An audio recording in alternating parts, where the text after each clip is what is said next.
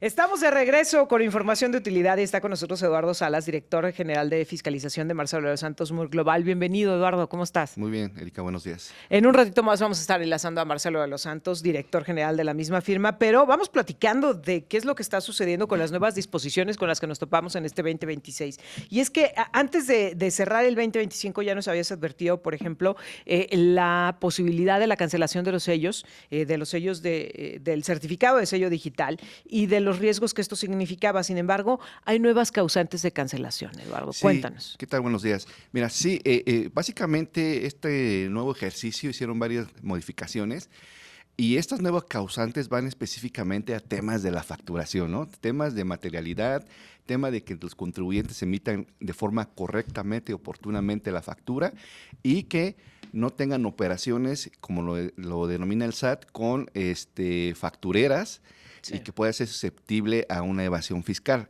Entonces, estas empresas que tienen estos tratos comerciales, por llamarlo de alguna manera, son susceptibles a que puedan ser cancelados los sellos. Recordemos que los sellos es una parte esencial de la empresa, es, digamos, la columna vertebral, porque sin estos sellos las empresas no pueden facturar, cancelar, prácticamente se puede estar deteniendo la operación porque no puede hacer ningún tipo de movimiento. Asimismo, el tema de las cartas portes para quien maneja los autotransportes, se ve imposibilitados en emitir estas facturas, ¿no? Estas cartas portes. Digo, básicamente esos son los cambios, principalmente en cuanto a materialidad y evasión fiscal. Nos estamos enlazando justamente con Marcelo de los Santos, director general de Marcelo de los Santos Moore Global. ¿Cómo estás, Marcelo? Muy buenos días. Muy buenos días, Erika. Muy bien. ¿Tú qué tal? Con el gusto de saludarte y de tenerte en este espacio, y empezábamos a platicar de este tema de la cancelación de la certificación de sello digital. A ver, ¿qué implicaciones tendría esto, Marcelo, en caso de que se detecte, como ya nos decía Eduardo, pues que hay una compra de facturas, que hay una situación irregular? ¿Qué efectos tendría, sobre todo en las pequeñas y medianas empresas, las que están viviendo al día la cancelación de los sellos? ¿Qué efecto y qué consecuencia tendría? Pues básicamente se da una muerte mercantil. ¿Por qué? Porque al momento de cancelarte los sellos digitales, ya no puedes emitir ninguna factura. Entonces, al momento de no poder emitir ninguna factura, pues no puedes tener ingresos. O sea, tu cliente te va a pedir para pagarte, oye, ¿sabes qué? Pues dame la factura, pero sin el certificado de sello digital, como ya bien lo dijo Eduardo, cuando adquiera de un proveedor inexistente una factura falsa y luego no me autocorrige en un término de 30 días, la autoridad me cancelará el certificado de sello digital y básicamente deja al pequeño, mediano contribuyente pues sin operación alguna. Entonces le da una muerte mercantil, o sea, es pues por eso que debe tener un contribuyente mucho cuidado con sus proveedores, quienes están prestando los servicios, quienes les enajenan los bienes, porque también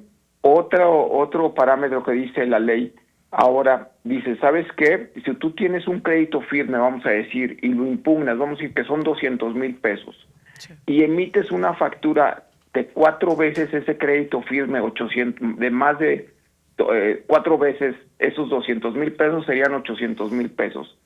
¿Sabes qué? Si emites también esa factura de 800,000 pesos, como tienes ya un crédito firme impugnado que peleaste ante el SAT, también es causal de la cancelación del certificado de sello digital. Entonces, son muchas cosas que ahora hay que tomar en cuenta y que debe tener el contribuyente mucho cuidado. Las estaciones de servicio, o sea, las gasolineras también, si no establecen el número de registro de su proveedor de gasolina o de diésel, que debe ser una CREA autorizada por la Comisión Reguladora de Energía, si no pone el número de registro de ese distribuidor, también son susceptibles que les cancelen el certificado de sello digital. Entonces, ahora se están estableciendo varias reglas para pues ahora el fisco decir, ¿sabes qué? Yo te cancelo y te doy una muerte mercantil.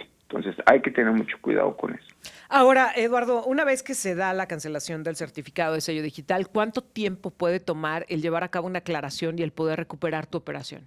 Mira, es dependiendo de la situación por qué se haya dado la cancelación. Si es a través de una revisión, por ejemplo, este año está un nuevo procedimiento que se llama visita domiciliaria express, en donde el SAT, por temas de presunción de facturas falsas, te puede suspender y cancelar los sellos. Esto puede ser 24 días en este procedimiento, pero en otros procedimientos puede ser alrededor de entre 5 y 15 días para poder renovar esos certificados, obviamente atendiéndole al SAT esta información, que todos los contribuyentes lo tienen que hacer de forma inmediata, porque como bien lo comenta Marcelo, es una muerte mercantil en donde nos dejan sin operación a cualquier empresa. Entonces es muy importante que lo atiendan de forma oportuna para que los tiempos se acorten. Ahora, otro de los temas fundamentales a tratar cuando hablamos de la cancelación de los sellos y de la emisión de facturas es lo que sucede habitualmente. Y mira, Marcelo, yo me vengo enterando por Eduardo que esto no debería de suceder porque es algo de lo más habitual, que cuando prestas un servicio, que cuando pues entregas, te piden alguna factura o algún comprobante, te pidan la constancia de situación fiscal para emitirte la factura. A ver, esto... ¿Se vale? ¿No se vale? ¿Qué consecuencias podría tener, Marcelo? Bien, ahora el código establece también que si te piden la constancia de situación fiscal, el que te la está pidiendo se puede hacer acreedor a una multa. Solamente el que te está solicitando el que te va a pedir tu factura, te tiene que pedir solamente el RFC, tu código de domicilio fiscal, el código básicamente donde está tu domicilio fiscal, pero con eso, pero si te pide la constancia de situación fiscal, se puede hacer acreedor esta persona que te la pida a una multa entre 22,000 y 122,000 pesos. Ahora, es incongruente esto, porque por un lado te dicen, oye, asegúrate de que todos tus proveedores estén que no sean proveedores inexistentes, sí, claro, que no sean factureras, y ahora te dicen, ¿sabes qué? Por un lado, oye, no le puedes pedir la constancia de situación fiscal, porque la constancia de situación fiscal, con eso te aseguras de que el contribuyente está dado de alta, está pagando sus impuestos como debe de ser, y está al día con el SAT. Entonces, es algo que vemos, oye, hay una incongruencia. Por un lado, nada más pide el RFC para que te dé una factura. Pero ¿sabes qué? Si le pides la constancia de situación fiscal, tú te puedes hacer acreedor a una multa entre 22,000 y 122,000 pesos. Es algo que dices, bueno, por un lado aprietan y por otro lado dicen, no, nada más con que le pidas el RFC, te tienen que dar la factura. Entonces, es algo que vemos que sí hay una incongruencia. Pero a ver, Marcelo, ¿cómo lo explicabas? A ver, te piden la constancia para constatar que sí estás dado de alta, que sí estás en condiciones regulares y que sí eres, digamos, un proveedor confiable con el cual pueden generar esta relación y que no les va a traer consecuencias ante el Servicio de Administración Tributaria. Pero ahora el Servicio de Administración Tributaria dice, no se la pidas. Entonces, ¿qué garantías vas a tener o qué mecanismos tienes como empresa para saber que a quien le estás contratando un servicio efectivamente está de manera regular y que no vas a caer en estas premisas de que si es facturera o que si no? ¿Qué otra forma o qué otras alternativas hay de que tengas esa certeza? Yo creo que aquí es muy importante la trazabilidad, la materialidad de la operación, que sea un proveedor real, que en realidad sea alguien que esté constantemente llevando a cabo una actividad mercantil. Y obviamente tú le tendrás que decir, ¿sabes qué? Fíjate que pues pásame o entrégame tu cédula para poderte emitir o que tú me emitas la factura correspondiente. Pero si bien, pues yo creo que si tenemos la materialidad, la trazabilidad de la operación, con eso nos podemos asegurar y que sea una empresa realmente constituida. Hay que tener mucho cuidado con eso. Y si es una persona física, vamos a decir un profesionista, decirle, oye, ¿sabes qué? Fíjate, tú demuéstrame que estás llevando operaciones de comercio, de servicios, entre otras cosas, para efectos de poder hacer ver que eres un proveedor real. Claro. Eduardo. Sí, mira, adicionalmente lo que comenta Marcelo, como bien lo señala, las empresas tienen que tener dentro de sus procesos de control interno un mecanismo donde pidan la solicitud de cierta información de los proveedores o incluso de los clientes para minimizar cualquier posible contingencia fiscal, legal, operativa. ¿En qué sentido? Pedir domicilio, pedir la constancia, que como bien lo señala Marcelo, es inconsistente, pero también tenemos la opinión de cumplimiento, que es donde se arroja que los contribuyentes están en tiempo y forma de sus obligaciones fiscales, en fin, y una serie de información como el acta constitutiva, representante legal, para poder comprobar al SAT en una posible revisión de que el contribuyente es real y que sí existen las operaciones. Es que me quedaba pensando, digo, podríamos pensar de lo más sencillo, pues verifica que sea una empresa que realmente existe, etcétera, pero como dices, Eduardo, es importantísimo tener los mecanismos. Pensaba, por ejemplo, en las empresas relacionadas con el sector automotriz que tienen una cadena de proveeduría inmensa. ¿Cómo estar verificando cada una de ellas? Lo decías tú, ¿no? Tienen que tener como estos procedimientos ya bien establecidos, estos mecanismos, para ver si quieres ser proveedor, tienes que cumplir con todas estas condiciones, pero luego caemos en esta situación en donde muchas empresas potosinas han buscado ser proveedores del sector automotriz y no han podido conseguirlo porque la cantidad de requisitos que piden es inmensa. Tengo que hacer una pausa, pero cuando regresemos quiero que hablemos también de las fechas, de los días para la rendición, tanto de los reportes que tenemos que dar ante el Servicio de Administración Tributaria, las fechas que tienen que cumplir también, y en contraparte, pues cuánto se van a tardar en los saltos a favor, en regresarnos nuestro dinero. Estamos platicando con Marcelo de los Santos y Eduardo Salas, enseguida volvemos. Estamos de regreso y estamos platicando con Marcelo de los Santos, con Eduardo Salas, y ya hablábamos antes de la pausa de cómo el que cuando vas a entregar una factura te soliciten tu constancia ante el Servicio de Administración Tributaria puede ser motivo de una multa. Pero a ver, nos están pidiendo que aclaremos esto. ¿La multa es porque por solicitarla o por qué, a qué se debe la multa? Mira, la multa se debe a la persona moral o persona física quien solicite al que le van a emitir la factura la constancia. Eso está prohibido ahorita de acuerdo con el Código Fiscal de la Federación. En donde, solo con pedírsela. Sí, solo. Ya ni siquiera decir, bueno, sí me la entregó y entonces ya puede demostrar que me la dio. Bueno, la tiene que pedir, pero hay un proceso porque a quien se la están solicitando lo tiene que reportar. A través en la página del SAT, ingresar ciertos datos y decir, oye, Eduardo Salas me está pidiendo mi constancia para poder emitir la factura. O sea, esa raíz de una denuncia. Esa raíz de la denuncia. Porque y sí. Porque se considera que se está violentando algo, ¿cuál es la causal, pues? La causal, el SAT, el entendimiento del SAT es que todos están obligados a emitir una factura y con el simple hecho de dar el RFC, el Código Postal de la Federación, el RFC, el Código Postal y el uso del CFDI, con esa es la información que uno se lo puede dar de forma verbal y será suficiente para que te puedan emitir la factura. Muchas personas te condicionan esa factura, la emisión de la factura con constancia. Entonces, son malas prácticas que ha visto el SAT, por eso emitió un comunicado el día de ayer y hace extensiva este comunicado para que todos los contribuyentes tengan el entendido que es una mala práctica solicitar.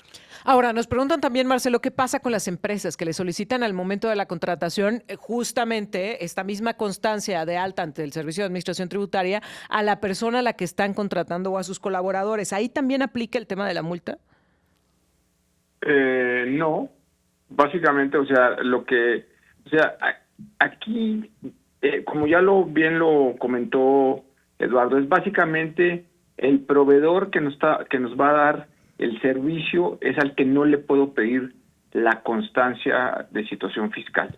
O sea, y como también ya lo comentamos, pues básicamente si le pedimos la opinión de cumplimiento, con esa opinión de cumplimiento que es diferente, pues básicamente con eso el proveedor nos puede emitir su factura sin ningún problema. Ahora, también como ya se comentó, tiene que haber una denuncia para efectos de esta multa, o sea, y obviamente, pues yo creo que sí es un proveedor muy importante para el contribuyente, pues básicamente pues también es difícil que vaya y lo denuncie ante el SAT.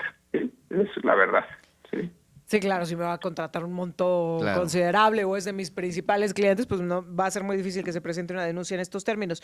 Ahora, hemos hablado como de los temas de cumplimiento y los amagos que pueden existir por parte del Servicio de Administración Tributaria, pero ¿qué hay de los tiempos de devolución de los saldos a favor?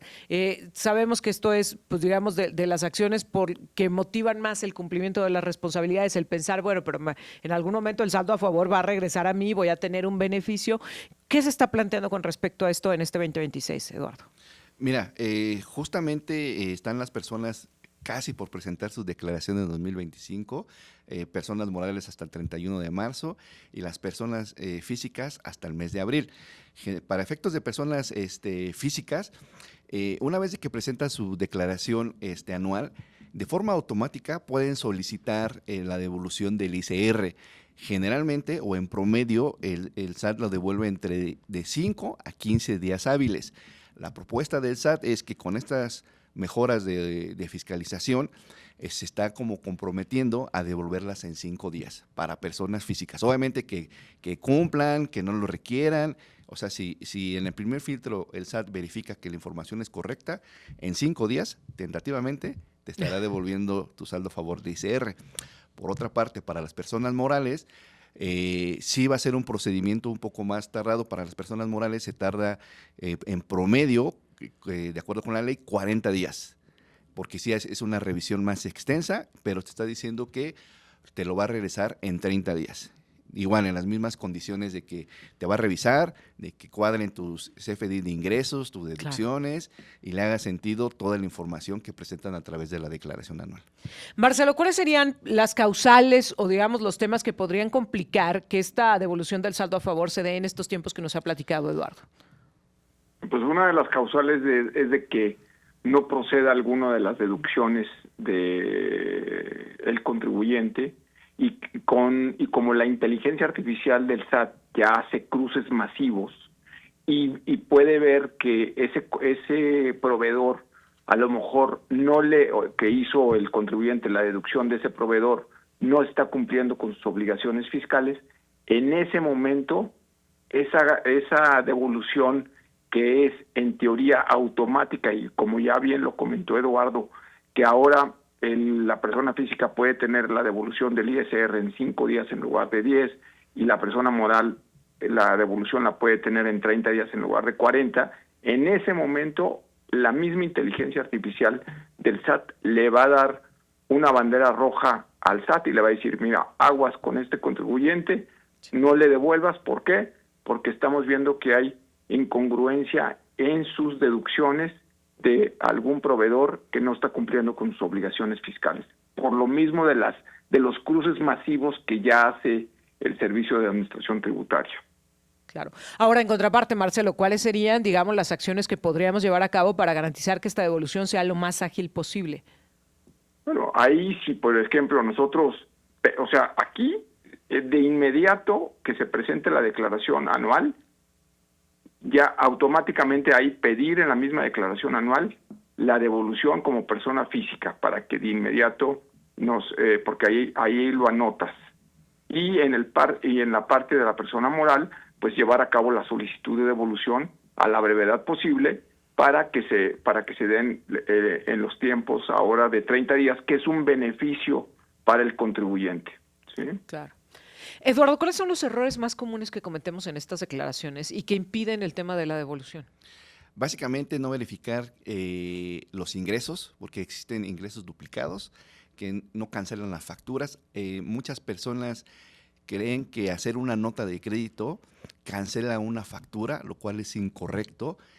Para efectos contables y financieros podría decir que es correcto, pero para efectos fiscales la factura se debe de cancelar. Entonces, cuando la inteligencia artificial del SAT ve esta información y tú declaras 1,000 pesos y el SAT tiene 2,000, esa diferencia hace que se tarde el SAT en devolverte y evidentemente te requiere y te pide una aclaración de esa diferencia y por ende te pide otra información. Entonces sí es recomendamos a todos los contribuyentes que verifiquen que la información que se están presentando en la declaración anual, que tengan los papeles de trabajo bien amarrados para que en cuanto lo presenten, casi de forma inmediata puedan solicitar este saldo a favor y que ya tengan los papeles de trabajo debidamente amarrados y que el saldo pueda regresar lo antes posible. Eduardo, Marcelo, nos quedamos con temas pendientes, pero sí quiero resolver algunas de las dudas que nos están llegando en esta mañana. Por ejemplo, Mar Díaz nos dice que si hay algún curso para poder hacer su declaración, que es la primera vez que la va a hacer, la primera vez que como contribuyente va a presentar su declaración y no tiene ni idea de por dónde comenzar. ¿Hay alguna orientación, algún curso que se pueda tener para poder cumplir con esta responsabilidad? Sí, claro, mira, en primera instancia, el primer acercamiento podría ser a través directamente del SAT, ahí en sus áreas de sus salas de chat, de SAT, de internet, perdón. Hay personas capacitadas que te pueden asesorar para presentar esta información. Obviamente, cuando vas a las instalaciones del SAT, lo hacen para que cumplas sin que puedas tener alguna estrategia fiscal, ¿no? Sí. Entonces, es acercarse a algún contador que tengan confianza, que lo conozcan, que no sea de redes sociales y que esté en Monterrey y ellos estén en Mérida y que tengan la confianza y que den toda la información de qué es lo que deben de hacer. Y nunca está de más que si son personas físicas de primer año como quien nos comenta, pues también tiene que saber qué es lo que tiene que emitir, facturar y qué está obligado, porque puede ser, y hay contribuyentes que los dan mal de alta en el SAT y entonces tienen otra obligación. Entonces sí es muy importante ver esos temas. Ahora, ya decíamos que pedir la constancia de situación fiscal pues ya no está permitido al momento de solicitar una factura, pero nos preguntan, ¿pedir la opinión de cumplimiento, eso sí es válido? Eso sí es válido porque garantiza que los contribuyentes, al menos en los 30 días que dura la opinión de cumplimiento, está cumpliendo con sus impuestos. Ahora, Roberto nos hace una pregunta muy válida, o mejor dicho, un comentario, porque dice él que protegen a los factureros, porque con todo lo que ustedes nos están diciendo, de toda la información que está ahí, ¿cómo es posible que haya empresas que estén operando fuera de la legalidad o de la norma? Mira, sí existen empresas de esta magnitud. Evidentemente son empresas muy estructuradas, con buenos contactos, por llamarlo así, porque empresas medianas y pequeñas sí es muy complicado tener estas estructuras, estas estrategias. Marcelo, te agradezco mucho que nos permitas platicar contigo y ya estaremos la próxima semana platicando de otros temas que se nos han quedado pendientes y que también son importantes porque son, digamos, de las primeras disposiciones que estamos conociendo en este 2026. Muchas gracias, Marcelo. Gracias, Erika, y muy buenos días. Muy buenos días. Marcelo de los Santos platicando con nosotros. Gracias, Eduardo. Un gusto, buen día. Y decirle a la gente dónde los pueden contactar, dónde los pueden encontrar a ustedes, porque gran parte de las dudas tienen que ver con eso, que dónde hay despachos confiables, a quién se pueden acercar, dónde los pueden contactar a ustedes, Eduardo. Mira, nuestras oficinas se encuentran aquí en el centro de San Luis, en Comonfort, muy cerca de donde está el SAT, casi somos vecinos. Les puedo dar mi correo electrónico que puedan llegar sus consultas, es esalas, las dos con S, @msc.com.mx. Ahí me pueden hacer llegar todas sus dudas e inquietudes que estaremos atendiendo lo antes posible para poder ayudarlos a estas nuevas reglas y estrategias del SAT. Oye, que lo platicábamos en la pausa. Eduardo es de esos trabajadores que todos los días yo creo que te levantas y dices, ¿ahora qué nos vamos a enfrentar? Porque todos los días, todo el tiempo están cambiando las normas con respecto al Servicio de Administración Tributaria y en un descuido nos podemos meter en un problema. Por eso es importante estar asesorados de los expertos y yo por eso les agradezco mucho que estén en este espacio. Gracias, Eduardo. Un gusto, buen día. Marcelo de los Santos y Eduardo Salas de Marcelo de los Santos Mur Global platicando con nosotros y orientándonos. Gracias por todos los mensajes que nos haces llegar. Vamos a hacer una pausa.